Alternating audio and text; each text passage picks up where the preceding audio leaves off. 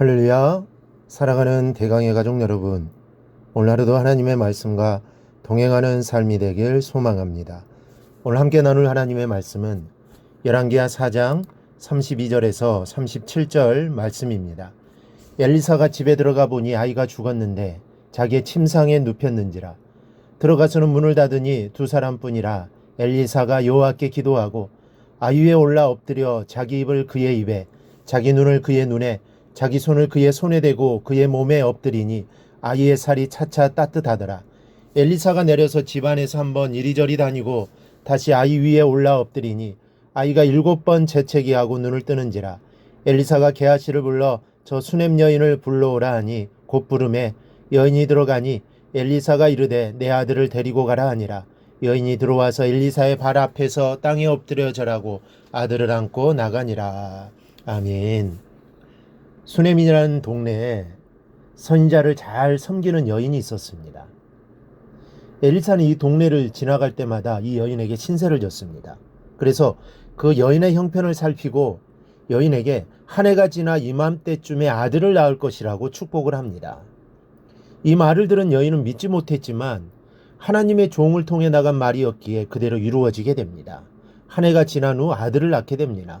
얼마나 기뻤을까 상상해 갑니다. 그런데 사랑스러운 아들이 아프기 시작합니다. 그리고 어머니의 무릎에 앉아 있다가 죽게 됩니다.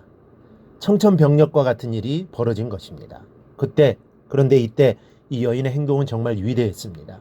어제는 수넴 여인이 자신의 아들이 죽었을 때 어떤 행동을 했는지 살펴보고 은혜를 나누었습니다. 오늘은 엘리사가 어떻게 행동하였는가를 살피며 은혜를 나누도록 하겠습니다.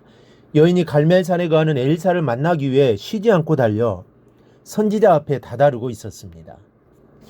엘리사는 멀리서 여인이 오는 것을 보고는 반가움을 감추지 못하고 시종 게하시를 보내어 평안한가를 묻게 하였더니 여인이 평안하다고 말하고는 서둘러 엘리사에게로 향했습니다. 지금 여인은 평안하지 않습니다. 그런데 평안하다라고 대답합니다. 그 이유는 엘리사를 통해 하나님이 그녀와 그녀의 아들 그리고 가정에 샬롬 즉 평강으로 역사하실 것을 기대하는 그녀의 믿음의 표현이라고 할 수 있습니다. 그리고 27절 이하를 보니 엘리사의 발을 끌어안은 채 자기의 괴로움을 호소하였습니다. 그녀가 아들을 잃은 슬픈 사연이 있었음을 엘리사는 지금까지 알지 못하고 있었던 겁니다. 그녀로부터 비보를 접한 엘리사는 급히 서둘러 게하시에게 명령을 내립니다. 29절에 내 허리를 묶고 내 지팡이를 손에 들고 가라. 사람을 만나거든 인사하지 말며 사람이 내게 인사할지라도 대답하지 말고 내 지팡이를 그 아이 얼굴에 놓으라. 내 허리를 묶고 내 지팡이를 손에 들고 가라는 이 말씀이 공동번역에는 허리를 졸라매고 내 지팡이를 가지고 달려가거라고 번역되어 있습니다. 서둘러 가라는 것도 아니요, 허리를 졸라매고 달려가라는 것입니다. 허리를 묶으라는 것은 준비를 단단히 하라는 것입니다. 그리고 지팡이를 준 것은 자신에게 영적 권위를 부여하신 하나님이 이 일에 직접 개입하심을 믿으라는 것입니다. 자신을 대리하는 것에 확신을 가지라는 것입니다. 또한 인사도 하지 말고 받지도 말고 오직 달려가라는 것입니다. 자신에게 주어진 사명이 막중함을 알고 이 일에 전념하라는 것입니다.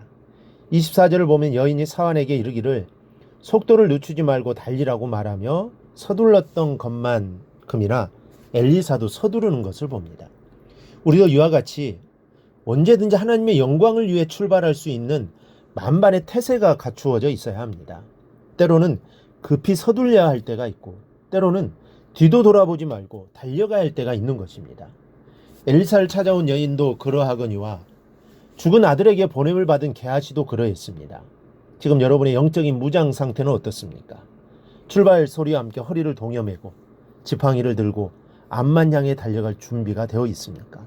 누가복음 9장 62절에서 예수께서 이르시되 손에 쟁기를 잡고 뒤를 돌아보는 자는 하나님 나라에 합당하지 아니하니라 하셨습니다. 우리는 지금 천국을 향한 십자가를 붙잡은 사람들입니다. 따라서 뒤를 돌아보거나 좌우를 둘러보며 정신을 못 차릴 때가 아닙니다. 오직 천국을 향해 달려갈 수 있는 성도가 되어야겠습니다. 그런데 문제가 생겼습니다. 게하시가 엘리사의 말대로 달려가서 지팡이를 아들의 얼굴에 놓았으나 도무지 깨어날 기미가 보이질 않았습니다. 그 이유에 대한 여러 가지 해석이 있지만 그 중에 하나가 여인의 믿음 때문이라는 것입니다. 왜냐하면 엘리사는 게하시가 지팡이를 올려놓으면 살 수 있을 것이라고 생각하고 있었기에 그를 보냈던 겁니다. 그러나 아들의 어머니는 지팡이보다는 엘리사 자신이 직접 와서 기도해 주기를 소원하고 있었고, 그래야지만 아들이 살아날 것이라고 믿고 있었습니다. 30절을 보면 엘리사가 게하시를 보냈음에도 불구하고 여인은 선지자에게 이렇게 예언하고 있습니다. 여호와께 살아계심과 당신의 영혼이 살아계심을 두고 맹세하노니 내가 당신을 떠나지 아니하리이다. 이 구절이 공동번역에는 아주 구체적으로 번역되어 있습니다. 그러나 아이의 어머니가 언성을 높여 말하였다. 선생님께서 돌아가시리라고 한다면 모를까, 저는 결코 선생님을 놓지 못하겠습니다. 이것은 엘리사 당신이 직접 가야지만 내 아들이 살 수 있을 것이라는 고백이기도 합니다. 이것이 여인의 믿음입니다. 역시 게하시를 통해서는 아무런 반응도 나타나지 않았습니다. 결국 엘리사가 뒤늦게 당도하여 기도할 때 죽은 아들이 살아났습니다. 이것은 여인의 믿음대로, 믿음의 분량대로 하나님의 역사가 나타나고 있음을 보여주고 있습니다. 주님께서는 중풍병자를 데리고 오는 친구들의 믿음을 보시고 고쳐주셨습니다. 따라 안심하라, 내 믿음이 너를 구원하였다고 말씀하셨습니다. 내 믿음이 크도다, 내 소원대로 되리라 말씀하셨습니다.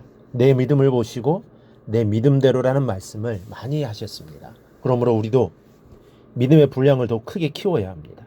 만약 주님이 내 믿음대로 되리라고 말씀하신다면 여러분의 마음이 어떻겠습니까? 주님이 말씀하시더라도 믿습니다 라고 말할 수 있도록 우리의 믿음을 키워나가야 할 것입니다. 그럴 때 그 믿음대로 되어지는 역사가 일어날 것입니다. 우리 모두 오늘 말씀을 꼭 기억하고 내 믿음을 위해 늘 기도하는 우리 성도님들이 되시기를 주님의 이름으로 축원합니다. 오늘 묵상한 말씀을 굳게 잡고 삶으로 실천하며 살아내는 대강의 모든 성도들이 되기를 축복합니다.